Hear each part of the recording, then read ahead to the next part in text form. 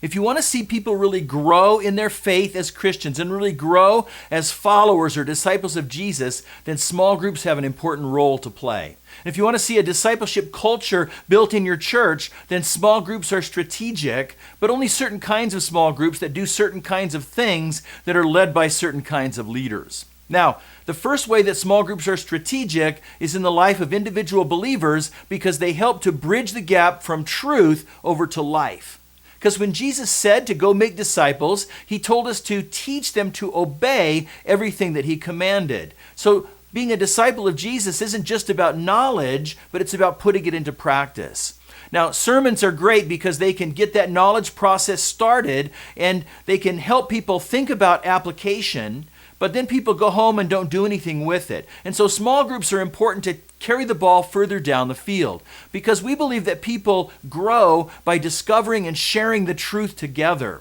And while a sermon can get the process started, in small groups is where people can learn and process and discover and talk about the truth and how it applies to their lives, and they can receive the encouragement and the accountability of others who care about them to put God's truth into practice in their lives.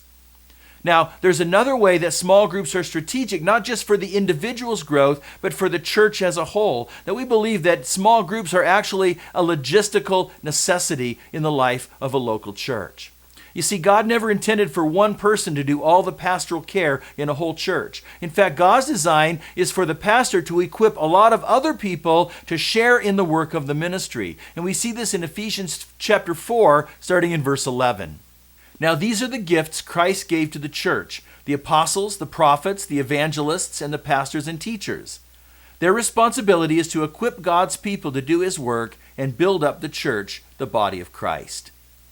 And so the church is built up as a lot of different people then begin to share in the ministry, the work of caring for each other.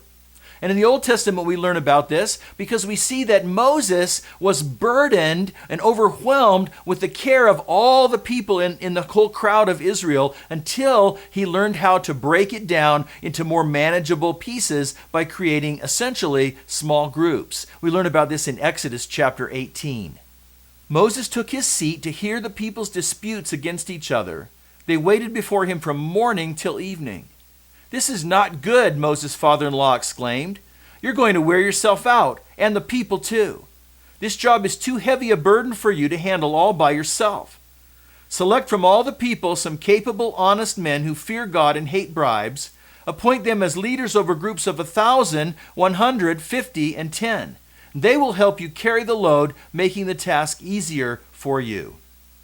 Moses learned that people were going to be cared for and their needs were going to be met if he wasn't trying to do it all himself. So he broke it down into manageable units. And likewise in the church, small groups allow people to receive pastoral care, not just from one overworked pastor, but from people who know them best, who have entered their lives and who have an ongoing relationship with them week in and week out. Now, we believe that discipleship happens in three important environments or settings. One is in the family, another one is in small groups, and a third one is in individual one-to-one mentoring relationships. But small groups are important to both of those other settings because in small groups, people become equipped and grow and learn and so that they can become the spiritual leaders in their homes.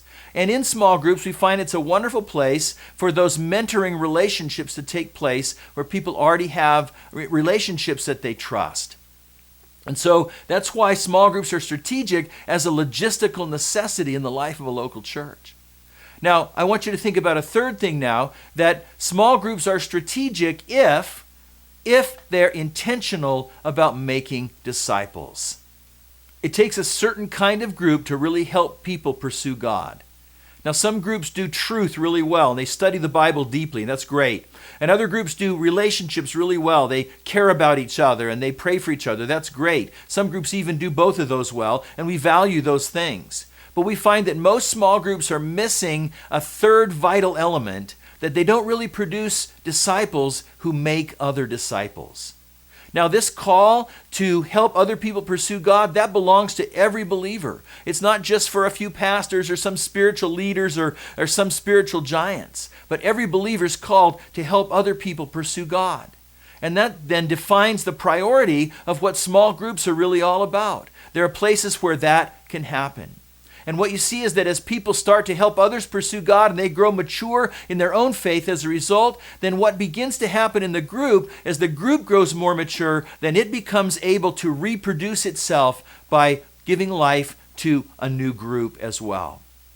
And so small groups are strategic if they're intentional about making disciples. And then one fourth thing, and that is small groups are strategic if they're led by committed leaders.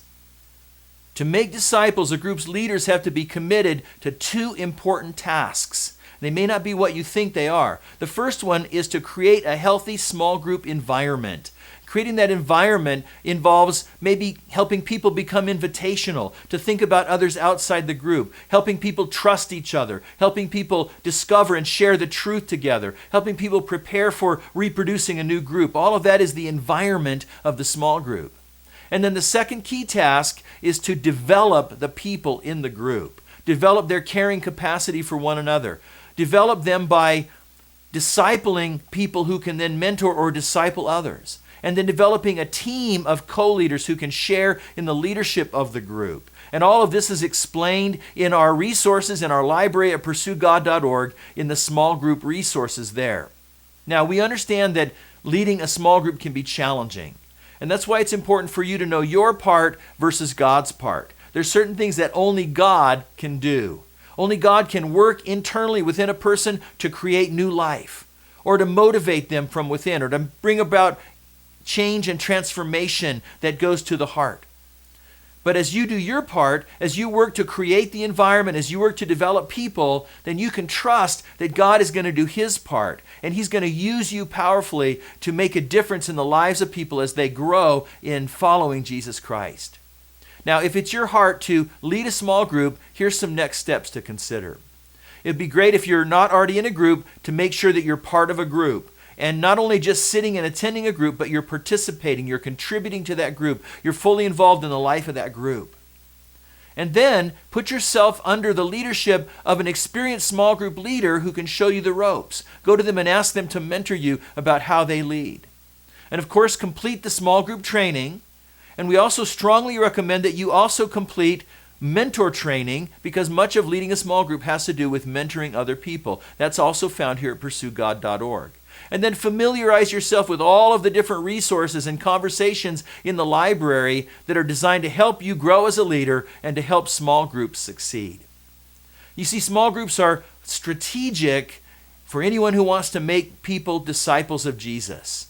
And you can have a role to play in that strategic ministry of raising up people who help others pursue God.